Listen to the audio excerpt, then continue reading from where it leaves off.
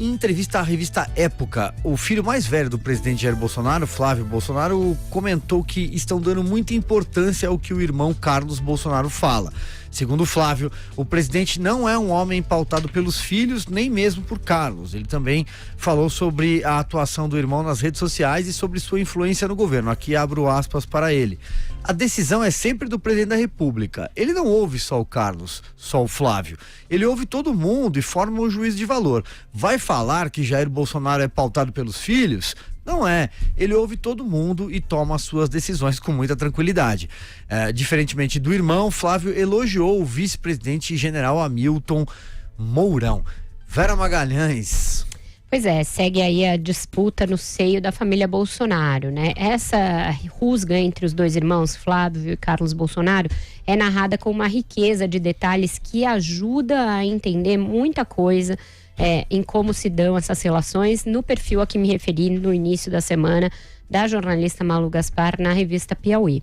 Ele é aberto com uma briga entre os dois na campanha de 2016, em que Flávio Bolsonaro era candidato à prefeitura do Rio de Janeiro, e eles tinham amplas divergências, sérias divergências que escorreram para a campanha de 2018. Flávio Bolsonaro foi candidato ao Senado, a revelia do que pretendia o irmão. Eles tiveram uma disputa sobre quem deveria disputar qual cargo, não se falaram por um bom tempo, se xingaram em público, se xingaram na frente de outras pessoas.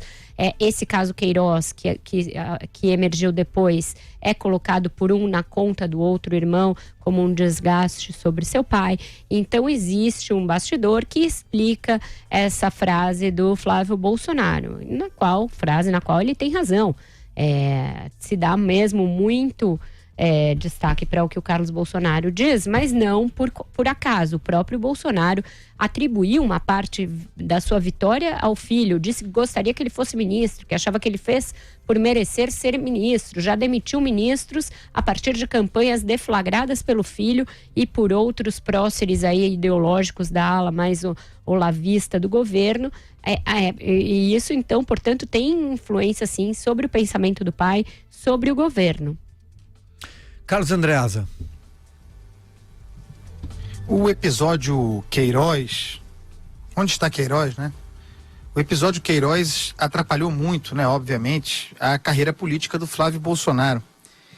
Ele não consegue mais falar, ele não consegue mais dar entrevistas. Se nós pegarmos o Flávio Bolsonaro antes do episódio Queiroz e esse posterior, nós veremos que temos um ex-Flávio hoje, né? As entrevistas são todas muito limitadas, é como se ele tivesse o tempo todo esperando ser confrontado com o evento Queiroz, inclusive de repente pelo próprio irmão, né? Ou pelos próprios irmãos. É a disputa de poder no seio da família, é disputa de poder na corte, a nova corte. Escrevi muito sobre isso também.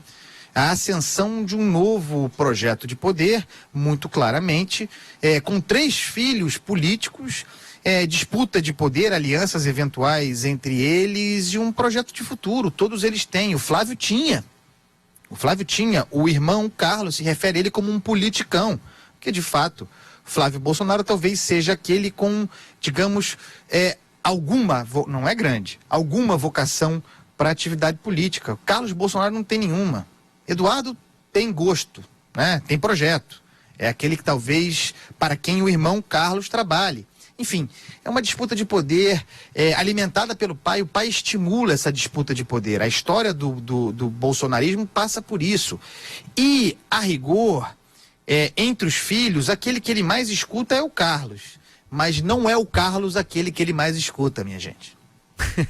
Alexandre Borges, você agora. Eu não vou nem entrar na especulação de quem ele escuta mais ou menos. Agora, de qualquer jeito, nesses 6 meses, já caíram 3 ministros, né? Ricardo Vélez Rodrigues, Santos Cruz e Gustavo Bebiano. Dos 3, 2...